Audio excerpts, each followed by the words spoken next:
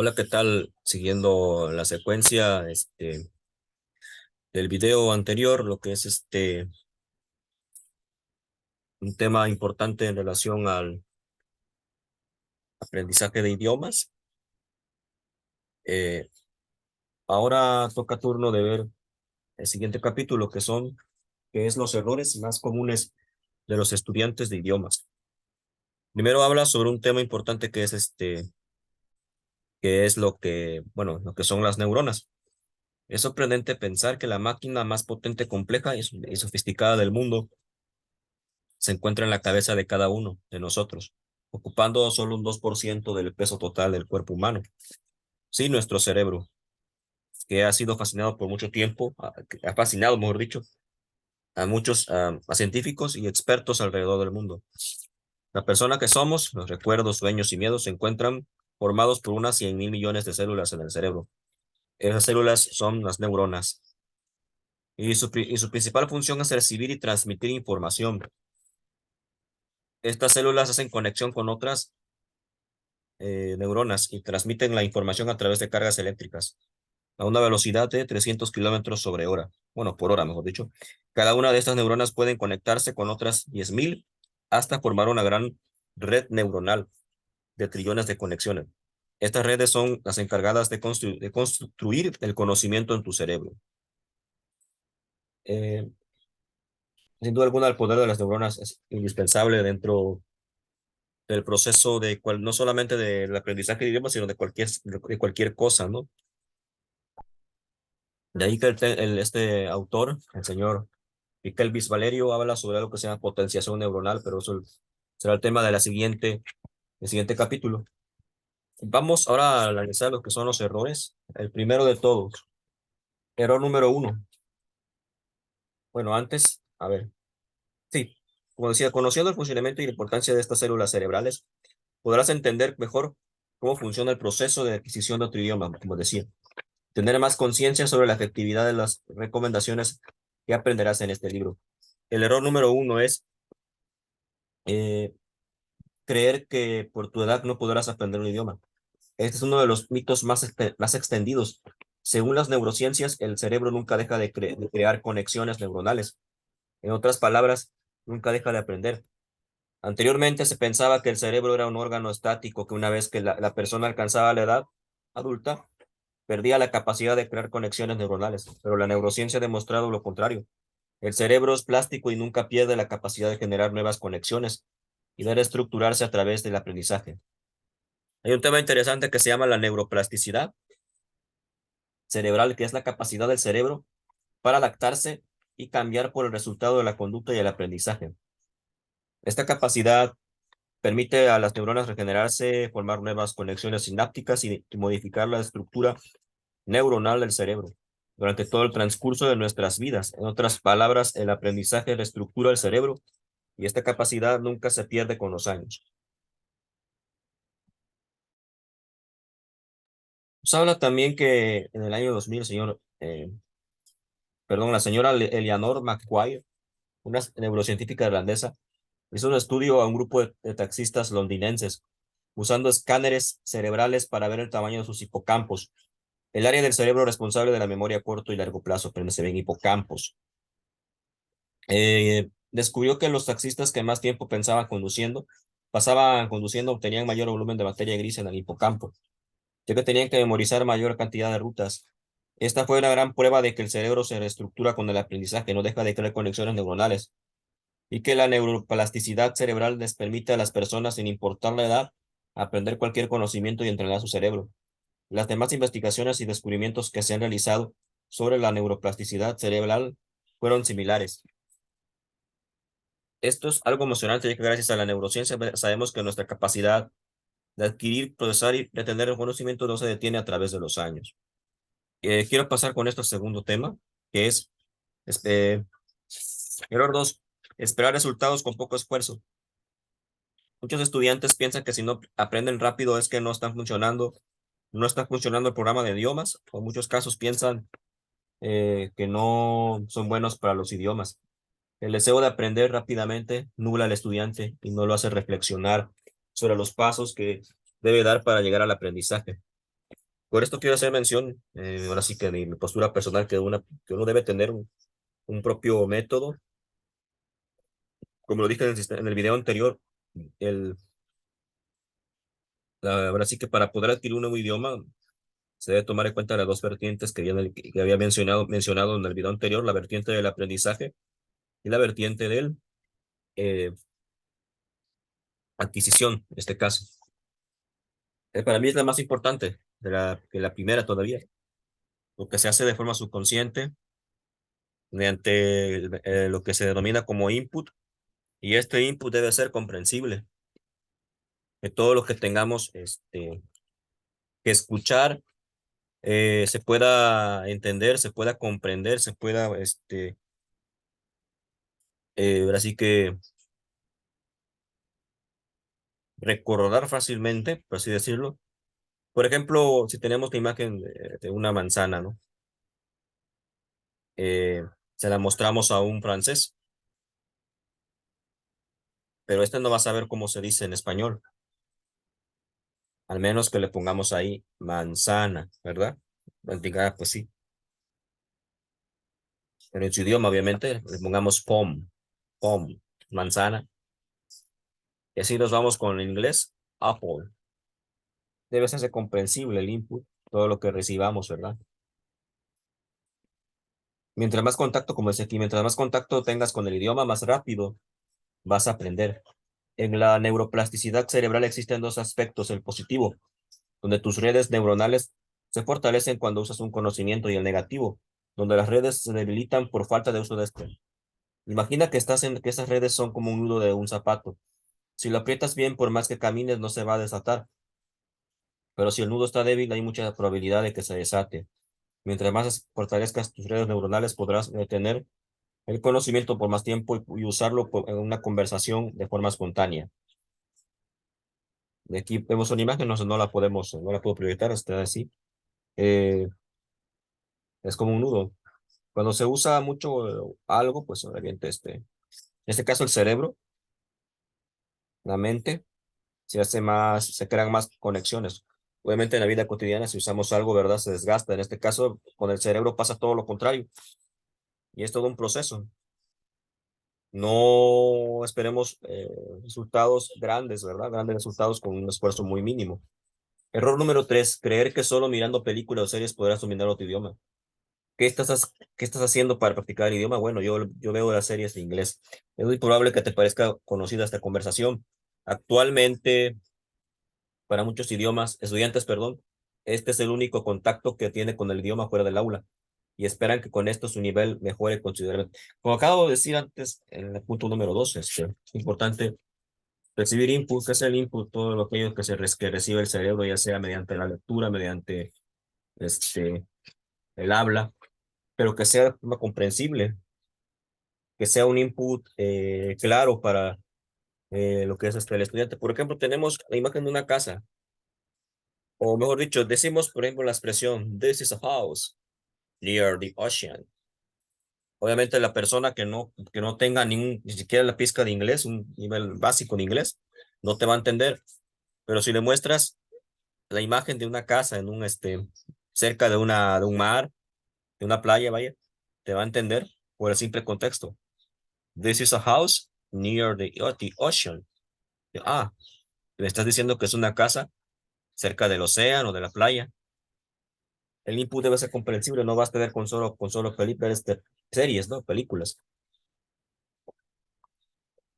Es un complemento, como dice aquí, lo que es mirar series o películas. Esto puede ser un complemento, pero el error está en solo hacer esto y esperar mejorar tu habilidad para establecer conversaciones de forma mágica. Cuando miras series o películas, no estás desarrollando la más importante de la aprendizaje de un idioma, tu habilidad de conversar. Cuando aprendes una nueva lengua, debes desarrollar constantemente las cuatro competencias lingüísticas: expresión oral, expresión escrita, expresión oral y comprensión escrita. Más adelante demostraré la forma correcta de cómo puedes desarrollar las cuatro competencias a través de las películas y las series que más te gustan. Más adelante. Pero número 4, cree que es obligatorio vivir en otro país para aprender. Una persona que viva en un país extranjero tiene la ventaja de que obligatoriamente debe sumergirse en el idioma y está en contacto constante con el mismo. Bueno, esto es muy cierto, porque ahora con las herramientas tecnológicas que tenemos, eh, pues Básicamente es fácil encontrar contenido para poder practicar en la segunda lengua. Tenemos podcast, videos en YouTube, aplicaciones como Duolingo, que ahora es gratuita, Busuu también, que ahora es gratuita. Aplicaciones como Rosetta Stone, varias herramientas tenemos al alcance, ¿no? Claro, algunas con costo, pero pues no es mucho lo que se gasta. Así que es una inversión que se hace para obtener aprender un idioma, adquirirlo, mejor dicho, que es lo más importante. Debido al sinnúmero de situaciones que se le presentan involuntariamente progresan su aprendizaje, si las personas que están en el otro país, esta es una oportunidad tremenda de practicar constantemente relacionarte con un nativo y vivir la cultura de tu idioma meta. Pero lamentablemente no todos tienen la oportunidad de pasar un tiempo en el extranjero. Exactamente. Como dijo William Shakespeare, el destino es el que baraja las cartas, pero nosotros somos los que jugamos. No esperes el momento como correcto para trabajar en lo que deseas, crear tus propias oportunidades, juega tus cartas y dale prioridad a las metas, sueños que tantos deseas alcanzar. El siguiente error es pensar que hay que tener una mente extraordinaria para aprender un idioma. Aprender un idioma es todo sobre contacto, práctica y técnicas más que tener una capacidad cognitiva por encima del promedio. Pensar que no tienes la capacidad cognitiva suficiente causará desconfianza en ti mismo, estrés, falta de motivación, entre otros aspectos que podrían hacer imposible que logres tu meta. Un políglota que domina 10 idiomas empezó desde donde tú estás ahora mismo. Lamentablemente, en muchas ocasiones los educadores tienen concepciones erróneas de cómo funciona el cerebro, las cuales son transmitidos a los estudiantes. Aunque las neurociencias han realizado una gran contribución a la aplicación de mejoras en el sistema de enseñanza, estas malas interpretaciones de muchos docentes sobre el funcionamiento del cerebro hacen que se promueva informaciones falsas sin tener respaldo científico. Esto dio espacio que naciera el concepto de neuromitos. Esas son falsas creencias sobre el cerebro sin ninguna evidencia científica que demuestre su veracidad. Dentro de los neuromitos más famosos están, por ejemplo, el que el ser humano solo utiliza el 10%. Entonces, obviamente, hemos escuchado esto, ¿verdad? En múltiples ocasiones, que el ser humano solo utiliza el 10%. Ya está confirmado gracias a la tecnología de la resonancia magnética que ningún área de la corteza cerebral en ningún momento permanece inactiva. Incluso cuando estamos dormidos, nuestro cerebro se mantiene activo por sus diferentes áreas. Por otro lado, tenemos otro neuromito que es sobre los hemisferios cerebrales. La corteza cerebral se divide en dos partes, también los hemisferios, el izquierdo y el derecho. Estos, aunque tienen funciones diferentes, están conectados, se complementan entre sí y no funcionan de manera independiente. El hemisferio derecho está relacionado con la expresión no verbal y se conoce como el hemisferio de la creatividad. En este se ubica la conducta emocional, orientación, intuición, reconocimiento de caras, melodías, imágenes, imaginación y la creatividad. El hemisferio izquierdo está relacionado a la expresión verbal o el lenguaje. En esta se encuentra la capacidad de hablar un idioma, análisis, solución de problemas numéricos y razonamiento lógico. Es más bien conocido como el hemisferio de la lógica. Eh, Como podemos apreciar, no hay ningún hemisferio dominante. Se complementan entre sí simplemente. El otro es el llamado efecto Mozart, que promueve el escuchar música clásica para mejorar el desempeño cognitivo, especialmente de los niños de 3 años. Este mito también es muy compartido por padres y maestros que tienen la creencia de que si un niño es expuesto a escuchar mucha música clásica, hará posible utilizar sus habilidades mentales, mejorando así su rendimiento académico. Esto no tiene ninguna validez científica. Lo que está demostrado por la neurociencia es que aprender un instrumento musical trae grandes beneficios cognitivos y aporta al desarrollo mental del niño. Existen otros neuromitos, pero pues con estos pruebas son los suficientes, ¿no? En este tema. Bueno, el error número 6, pensar que es obligatorio matricularse en una academia. El estudiante que piense que va a aprender otro idioma por simplemente asistir a las clases no podría estar más equivocado. Exactamente lo acabo de decir. Sí es importante, pero no es así que lo prioritario, ¿no? Lo prioritario es fortalecer la adquisición, recibir mucho input comprensible antes de poder, eh, ¿cómo se dice? Hablar un idioma con propiedad, ¿no? Normalmente un estudiante tradicional asiste a una academia una vez por semana, durante 4 horas o 2 veces por semana, durante 2 horas en cada encuentro. Los días posteriores son días muertos, donde normalmente el estudiante para no practica, olvidando poco a poco lo aprendido por parte del uso del conocimiento. Como digo, lo que se va a ver en el aula debe, por ejemplo, fortalecerse afuera, eh, debe practicarse para que no se olvide precisamente. Esto no es culpa de las academias, sino de los hábitos de los estudiantes de tomar el idioma como un conocimiento pasivo y estudiar solo cuando les toca clase. Independientemente de esto, es un error depender 100% de una academia, de un maestro y no hacer ningún esfuerzo por practicar el idioma cuando no estés en clase. Esto me pasó muchísimo en secundaria y en bachillerato también, que no hice por así que ver por lo que es la adquisición del idioma, no conocía la diferencia vaya, entre aprendizaje y adquisición, ¿verdad? Como dijo, ya he dicho en varias ocasiones, el aprendizaje se da de manera formal y consciente, lo que es la adquisición se da de manera subconsciente, natural e informal. Hay que tener en cuenta que el maestro es solo una guía, exactamente, hay que verlo como una guía. El responsable de aprender un idioma, de absorber un idioma, eres tú mismo. Las horas que implementas fuera del aula deben ser igual o mayor a la cantidad de las horas de clases formales que tomas. Debes entender que un idioma es un conocimiento que debe aprenderse activamente y esto significa usarlo con frecuencia. Uno de los peores errores que conozco de los estudiantes es creer que estudiando de vez en cuando vas a aprender. Si quieres aprender, debes tener contacto constante con el idioma o el cerebro olvidará lo aprendido por el debilitamiento de tus conexiones neuronales. El error número 7, creer que solo hay que enfocarse en la gramática. Ajá, otro error grande también. Cuando los estudiantes tradicionales deciden dedicar un poco de tiempo para estudiar, normalmente se lo dedican a leer el libro de texto y se olvidan de conversar. La comunicación oral es la forma más efectiva para practicar y progresar al estudiante. Sí, yo tengo un libro que se llama, bueno, es de la marca Evolve Digital, y yo me enfoco siempre en la gramática, ¿no? Perdón, en la parte conversacional, en lo que son las conversaciones, la gramática, si bien es cierto es importante, pero no es lo prioritario, que también lo prioritario es como se expresan los nativos, ¿no?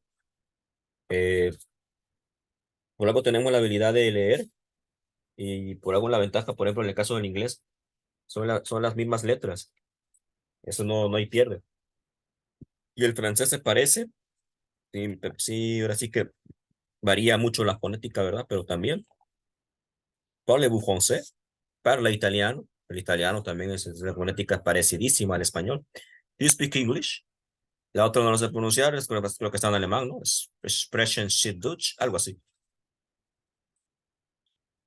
Dice, cuando eras un bebé y estabas aprendiendo a decir tus primeras palabras, nadie te explicó la estructura gramatical de tu idioma nativo. Sencillamente aprendiste hablando, cometiendo errores y volviendo a intentar decir palabras, esas palabras hasta aprenderlas y tener la capacidad de usarlas cuando las necesitabas. La gramática es la rama de la lingüística que estudia los principios y normas que gobiernan el uso de la lengua. Este juega un papel estelar en conocer cómo está estructurado un idioma y cómo usarlo de forma correcta, pero no debería ser el enfoque si deseas tener la habilidad de comunicarte en poco tiempo. El error número 8 es tener vergüenza. La vergüenza es un obstáculo que no te va a permitir aprender el idioma por la falta de contacto suficiente para el fortalecimiento de tus conexiones neuronales. El miedo a cometer errores es lo que provoca este sentimiento. Cometer errores es algo que ayuda mucho a un estudiante, ya que con esto valida lo que necesita mejorar o reforzar. Además de esto, varios estudios ya han mostrado que para disminuir el periodo de transición de la interlengua al nuevo idioma, es decir, para que tu cerebro absorba más rápido la nueva lengua, el error es un factor con una tremenda importancia. Sí, obviamente la vergüenza es el enemigo, uno de los enemigos, ¿no? Más grande de los estudiantes de idiomas. El error número 9, bueno, 8. Ya está son, a ver, son, parece que son 8 errores. Con esto parece que llegamos al fin de este tema. Vamos a ver los demás. De pasar al tema principal. Evitando errores, dos errores. Si cometes unos, bueno, ya da la conclusión aquí el autor. Si cometes uno de estos errores, entonces no podrás aplicar la estrategia de aprendizaje que te voy a mostrar. Analiza bien cuáles de estos errores estás cometiendo para que lo tengas en cuenta durante tu aprendizaje. Tiene el tema más importante del libro, que es la potenciación neuronal, lo que habla el autor, que va de la 32. Bueno, es corto, de hecho, el tema. Pero pues se basa en principios. Es la introducción a la potenciación neuronal. Y por eso prácticamente lo compré el libro, porque él menciona esta técnica basada en principios. Y bueno, voy a hacer un pequeño introducción. Son 5 principios. 5 principios en los cuales pues tiene que hacer un video especial para ello, ¿no? Gracias por ver este video. Thanks for watching. See you next time. Bye bye.